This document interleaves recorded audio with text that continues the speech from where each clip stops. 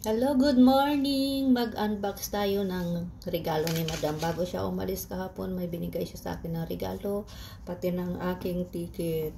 Ito na ang ticket ko, mga langga. Makakalipad na talaga ako. Andito na yung ticket ko. Tapos may kasama pang maliit na box na binigay si Madam. Regalo daw niya. Buksan natin. Ito yung box na binigay niya. Ayan, Kara, alam ko na kung ano itong nasa loob. Buksan natin. Ayan. Wow, alam ko na to kung ano ang laman.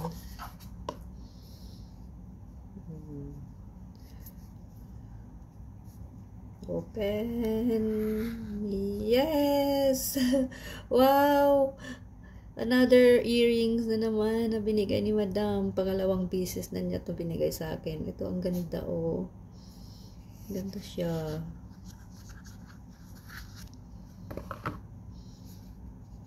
Ano pa? Ay, sorry. Nahulog. Nahulog pa. Ayan, mga langga. Ang ganda ng binigay ni Madam. Ano, star. Courting star. Na gold. Tapos parang may silver pa na ano, sa gitna.